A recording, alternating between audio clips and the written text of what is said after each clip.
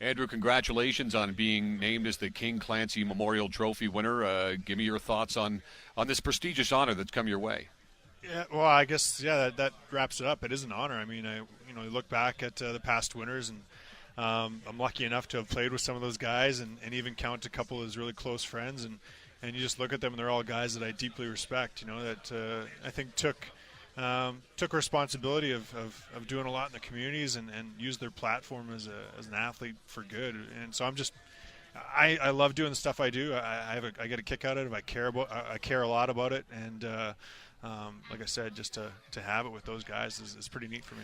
I'm amazed too, because I remember seeing a feature on you a few years ago in terms of you being closely aligned with the community in Boston. Like, you just knew where all the shops were, and this is where you'd go to get your food, and this is where you'd go to get this done and that done. Why has it been so important to you over the years to be closely aligned with your community, just doing more off the ice in addition than most players might do?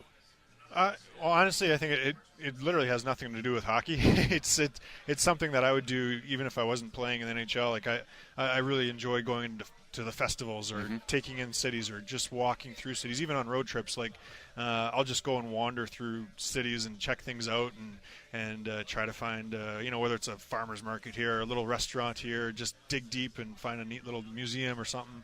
I'm just curious like that. But getting into the city that I live in, like I said, I care about certain issues in life, and hockey's opened up the doors for me to meet some pretty neat people that are running either great organizations or have great ideas, and it's enabled me to jump on with some of those things and just have an impact. And so it's I guess the ideas to do those kind of things are there no matter what, but hockey has definitely enabled me to do some great things. We were talking a little bit earlier about the exercise fitness situations you've been involved with here, and I remember going back to last season, seeing the 5 o'clock local time Edmonton workout sessions where hundreds and hundreds of people would come out to work out with you, including your head coach, of course. I understand you've got one coming up here in Las Vegas, so no rest for the wicked, I guess, so to speak. But that's something that's always been a part for you as well in terms of physical fitness and training and health of mind and body, that sort of thing. Where did that come from? Yeah, well, when I came into the league, that was my foot in the door. I mean, I came in kind of at the beginning of the real fitness, where guys started really working out, and I was kind of involved with a group in Edmonton that was working out extremely hard. And for that group of us, that was the only way we could get noticed in training camp, because we could go into training camp and test extremely well and kind of set ourselves apart from the group. And, I probably owe my job to doing that. And obviously, to maintain that now where every guy in the league is going home and training extremely hard and doing everything he can. I think it's just that continually looking for an edge and looking for the next new thing, whether it's diet or sleep or different exercises. The stuff on the side with November Project, the fitness group, that's fun. It's a good group. It's kind of a supplement to the other stuff I do, but it's getting a big group of the community together to enjoy working out as a group and having it like a social activity, and I love it. Yeah, we're gonna do a Wednesday session here in Vegas, so it should be interesting in the heat, but whatever, we have a good time with it. On the ice, let's talk about last season. How tough was it last season for you guys? So much more was expected of your team, and certainly it wasn't reflected in the overall standings. You guys expected to be contending for a playoff spot in the Western Conference. It didn't quite happen that way.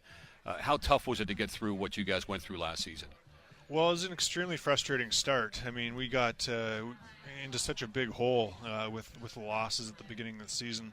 I think that everybody knows it's an extremely tough thing to make playoffs, but we definitely expected to be there down the stretch in contention. So I think it was a huge wake-up call, I think, for everybody that you have to come in right from the drop of the puck at the start of the year. You can't kind of warm up and find your way through the first few weeks of the season.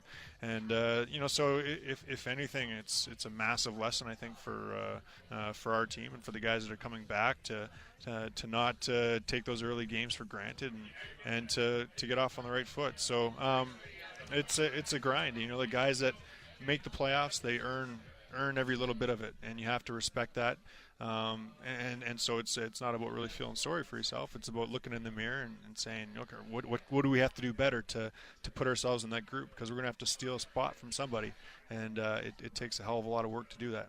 Tell me about your blue line core, because this is going to be a real key training camp for Darnell Nurse. You know how impressive he was as a rookie. He darn near made the team last year, went back to the Sioux and was the team captain there for a playoff run that they had. Clefbaum was up with you guys for a bit. It looks like Belov's gone back overseas again. Negotiating rights picked up recently for Nikita Keaton. Tell me about the hopes you have for your blue line core, which is going to have to get better if you guys are going to make the playoffs.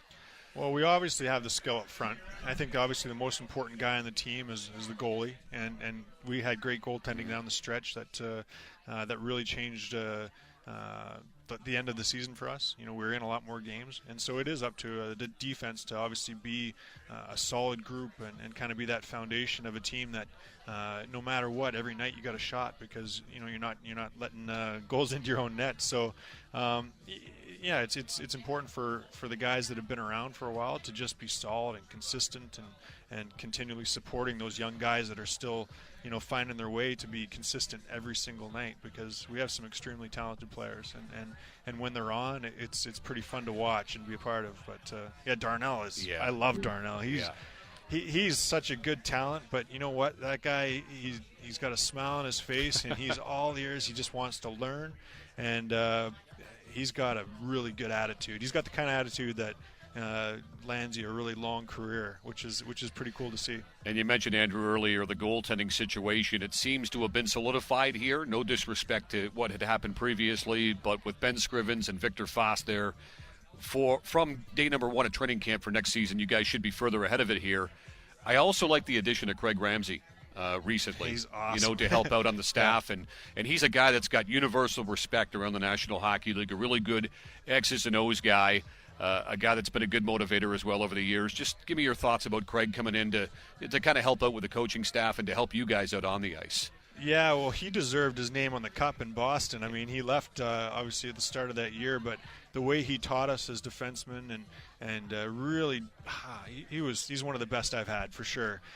He's just got a calm demeanor about him. He teaches the game extremely well. He doesn't. I don't know. It's hard to explain. He rides that line between being your buddy and you have such respect for him. He's like a father figure, you know, and right, he's perfect at it. So when I saw that we got him, I was so excited. I called him and told him that exactly, and how valuable he was going to be for our team, and he will be. He's going to be great especially for those young guys, not only on defense but up front as well, and just the atmosphere that he brings with him, whether it's in the coach's room or in the locker room itself. Finally, just want to wrap up by asking you about your former teammate, a guy that's up for the Norris Trophy coming up tomorrow, Zdeno Chara. Just give me your thoughts on having played with him in Boston. He's also a guy, too, that we should point out has also done a lot with his life off the ice in terms of doing things like you've done and helping out with the community in different charitable aspects and things like that. What was it like to play with Chara, and how much admiration do you have for as good as this guy has been for as long as he's been doing it? Yeah, well, there's a group of us that we get a little reunion down here because we're still extremely good friends, and we stay in really close contact throughout the entire year. And I know same with like Bergeron, he's coming down as well. Yep. So you know, we're good friends, and so I guess you know, whenever I see those guys play, you look at it more from that perspective than as a teammate or as an opponent. You know, you wish the best for him because you know him kind of below the surface, and he's a guy that. You know, going back to Darnell's attitude and like I said, how he's willing to learn and push himself. I mean, I played against Char back in junior when he was in Prince George, and I worked out with him in Edmonton when he was, you know, kind of an awkward guy. He's obviously huge, but he wasn't the player he is now. He worked his ass off to get to where he's at, and I have so much respect for how far he's come as a player, you know, from back in junior and stuff like that. And he's just an extremely determined individual who's always looking to improve himself. He could very easily just put it on cruise control with his size and with all he's accomplished so far. But he's far from that. He's always pushing himself and his teammates to be better than what they're at. Andrew, thanks for stopping by. Congratulations and best of luck with the speech. Yeah, thank you very much.